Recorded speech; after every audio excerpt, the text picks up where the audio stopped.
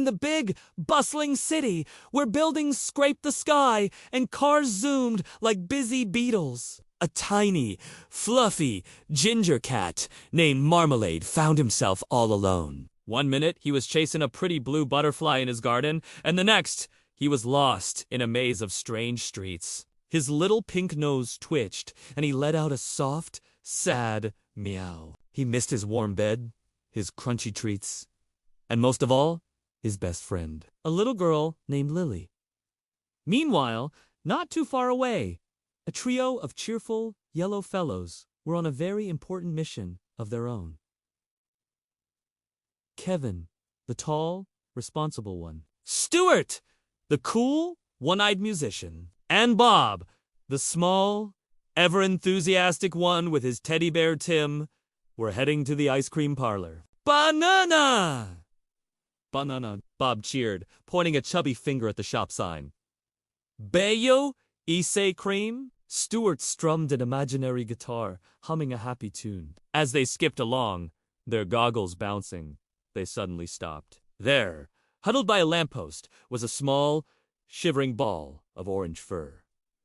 Bob's eyes widened. "Ah, Kitty!" he cooed, rushing forward. The cat, Marmalade, looked up with big, green, worried eyes. He wasn't scared of these funny-looking yellow creatures. They seemed friendly. Kevin knelt down, adjusting his goggles. "Hey, look!" he said, pointing to a small, heart-shaped tag on the cat's collar. Poppy, ... Lily. The name was a little smudged. "He looks lost," Kevin declared, standing up straight. Stuart nodded seriously, putting his imaginary guitar away. "This was more important than ice cream?" Bob gently patted Marmalade's head. "We help, Kitty," he announced with determination. And just like that, the ice cream mission was postponed. A new, more heroic mission had begun. Operation Find the Kitty's Home! Kevin, being the leader, immediately started formulating a plan. "Okay, team," he said, speaking in their unique Minion. "We need to find this Lily person. We'll be like detectives." Stuart pulled a magnifying glass out of his overalls. Who knows where he got it from? Man started examining a nearby footprint. It was a pigeon's. He shrugged, but looked very professional doing it. Bob, meanwhile, decided the best way to help was to make the kitty happy. He offered Marmalade a piece of a banana he'd been saving in his pocket. Marmalade sniffed it curiously, then gave it a polite lick. He liked these guys. Kevin decided they should retrace the cat's steps. "Which way, Kitty?" he asked, pointing in two different directions. Marmalade just blinked. Not helpful," Kevin mumbled. So, they decided to start a search grid. They would go block by block, calling out Lily, and showing Marmalade's picture, which was just a quick, wobbly drawing Kevin made on a napkin. Their first stop was a bakery. The baker, a large man with a flour-dusted apron, just laughed. "Funny little fellas," he chuckled. "Never seen that cat."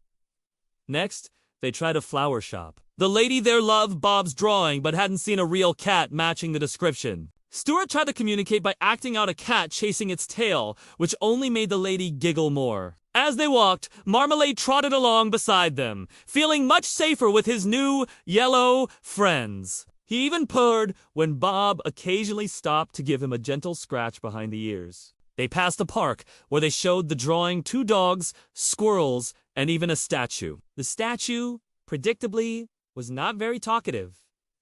Things started to look a little gloomy. The sun was getting lower, and the city lights were beginning to twinkle. "Oh, no, Lily," Bob said sadly, hugging his teddy bear Tim a little tighter. Stuart played a slow, sad song on a kazoo he'd found. Even Kevin was starting to feel discouraged. They had walked for hours. Just as they were about to give up and build Marmalade a temporary banana box fort for the night, they heard a faint sound. It was a little girl, crying. "Marmalade! Marmalade! Where are you?" The voice was soft and full of worry. All 3 minions perked up. Kevin's eyes lit up behind his goggles.